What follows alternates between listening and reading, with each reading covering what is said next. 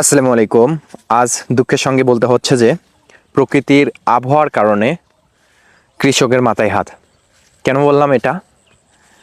ঝড় বৃষ্টির কারণে দেখতে পাচ্ছেন ভিডিও স্ক্রিনে অনেক জমির ফসল নষ্ট হয়ে গিয়েছে, মাটির সঙ্গে ধানগুলো নুয়ে পড়েছে এবং বিভিন্ন জমিতে যেগুলো নিচু জমি সেগুলোতে পানি বেঁধে আছে।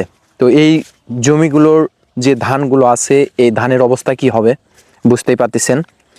তো শুধু এই রকম একটা না, অনেক প্রায় 50% জমিগুলোতেই এই রকম ধান পড়ে গিয়েছে, পাকা ধান একদম ধান পেকে গিয়েছে। আমি আপনাদেরকে ভিডিওর মাধ্যমে দেখিয়েছি।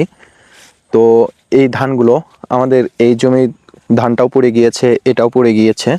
তো আমাদের নিজস্বভাবে প্রায় 60-70% জমির উপর ধান পড়ে গিয়েছে। তো যাই হোক, আল্লাহ তাআলা যা করে সবার ভালোর জন্যই করে। এরপরও বলতে হয় আলহামদুলিল্লাহ। আমাদের উঁচু জমি থাকার কারণে আলহামদুলিল্লাহ সেরকম কোনো পানি বেঁধে নাই।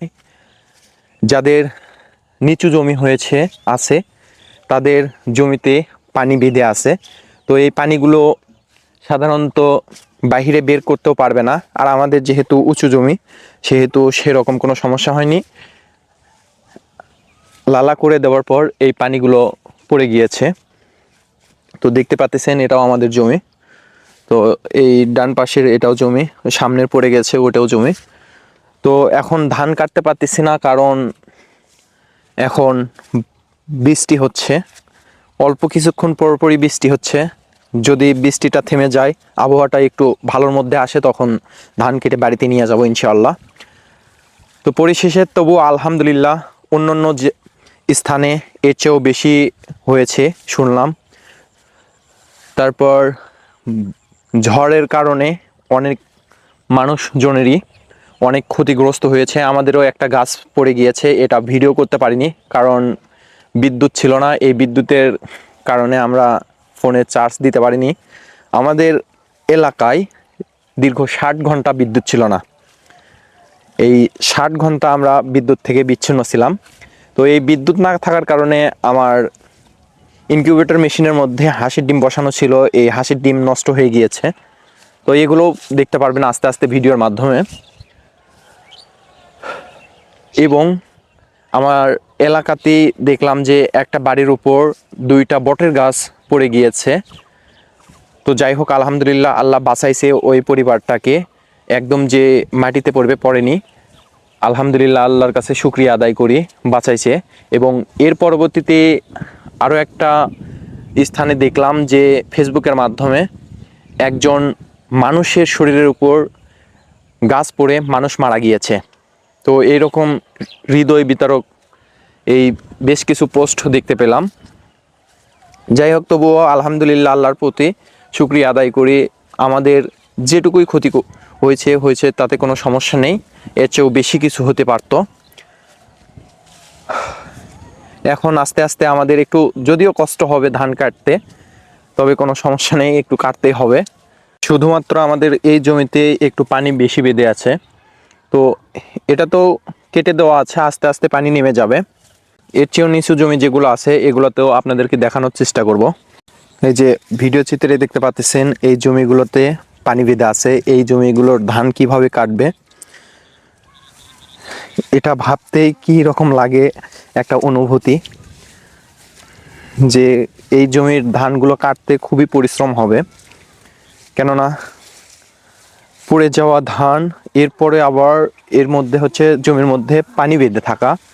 যে এখানে একটা জমি দেখতে পাচ্ছেন, এখানেও পানি বেঁধে আছে। এই জমির ধানটাও পানি বেঁধে আছে। এর চেয়ে আরও নিচু জমি আছে, সামনে দেখালে দেখতে পারবেন আপনারা।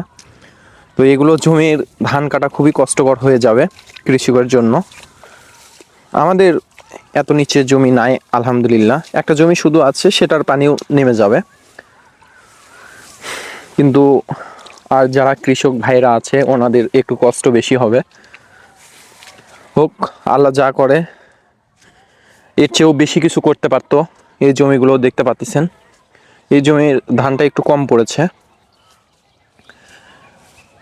এর চেয়েও বেশি কিছু করতে পারতো আল্লাহ চাইলে।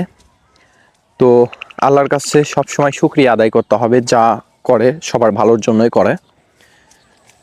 কিংবা আল্লাহ যদি চাইতো যে একদম ভাইরাস দিয়ে ধানের পুরো ফসলটাই নষ্ট করে দিতে, তবুও পারতো।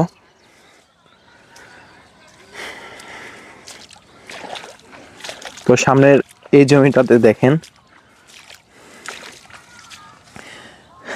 এটা একদম বিলের মধ্যে পড়ে। এই জমির ধানটা কাটতে কতটা কষ্ট হবে দেখবেন, খুবই কষ্ট হবে এই জমির ধানটা কাটতে। আর যদিও এই জমির ধানটা দেখতে পাচ্ছি ভাইরাসের কারণে এগুলো সাদা সাদা শীষ চলে আসছে। এগুলো যেগুলো দেখতে পাচ্ছেন এগুলো কিন্তু এর মধ্যে কোনো ধান হয়নি, এগুলো চিটা হয়েছে, সাদা সাদা শীষ হয়েছে, শুধু চিটা।